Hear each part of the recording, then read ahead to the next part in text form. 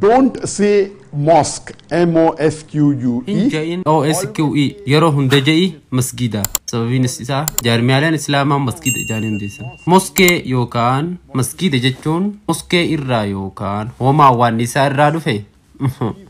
Masgida jechuun hooma awwaannisaa jechuuf bu'uura hin qabu. Namoonni hedduun masgida jechuun jecha Ispeen maskaa jedhu irraa akka dhufe dubbatu. Maskaa jechuun hooma awwaannisaa jechuudha. Maskaan akka Ispeenitti malee akka Ingiliffatti miti. Ingiliffi jecha Ispeen maska jedhu irraa fudhatanii moskoo jedhanii hiikni jedhaniin. Hiikni isaas hooma awwaannisaa jechuudha. Hiiki dhugaa moskeetoo balaliyaa xixiqqaa jechuudha. Akkasumas hooma awwaannisaa fi masgida jidduu walitti dhufeenyi hin jiru. Moskee jechuun jecha Ingiliffaati afaan Ispeeniin. Jechi mosk jedhu hooma awwaannisaa jechuudha.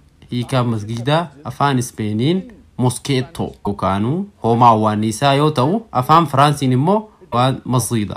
Kana waan ta'eef jechi Ingiliffaa mosk jedhu jecha Firaansi masgidaa jedhu irraa fudhatame. Kanaaf masgida jechuun jecha hooma awwaannisaa jedhu waliin guutumaatti walitti hin dhufu. Ingiliffaan yoo jecha mosk jedhu masgidaaf fayyadamtan ta'e tasuma rakkoo hin qabu.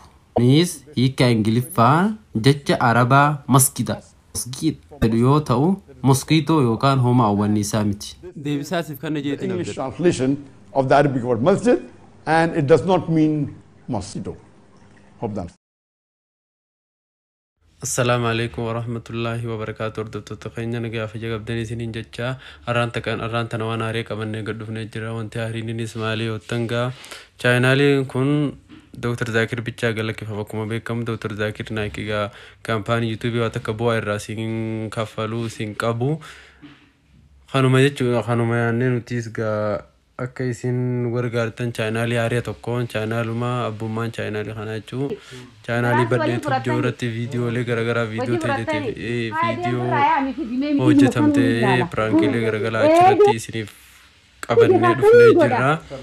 Asirratti yoo gallakkifnee egaa hordoftoota keenya Dr. Zakir wajji viidiyoo biraa wal keessa godhuun hin taatu ammas viidiyoo tanaas gaa tolume isinii gallakkisu jirra. Wanti irraa bu'aan harkatamtuu isin jirtu kan akka fedhe guddisaa wantuuf maal jennaan Dr. Zakir naayiki viidiyoo isaa of godhee waan jiru jecha kaampaanii YouTube gallakkisaa wantuu keersin godhu waan ta'eef nutis akka isin nu gargaartan akka nu cinaa dhaabbattan chaayinaalii haarii kanaan chaayinaalii badheetuuf jiru liinkii isaa diskiripshinii jala isiniif keenya.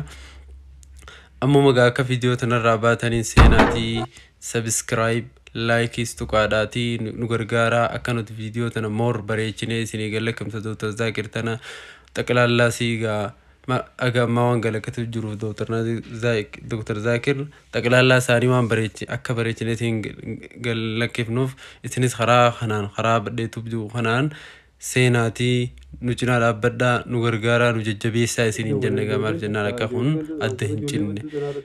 Kanarraa waa takka waan bu'aa qabnu waan ta'eef hordoftoota keenya gaa akka isin nu gargaartan abdii qabnaa akka nu cinaa dhaabbattan abdii qabnaa namni Dr. Zakir naalu hin qabu. Ammuma akka chaayinaala kanarraa baataniin badheetuuf seenaa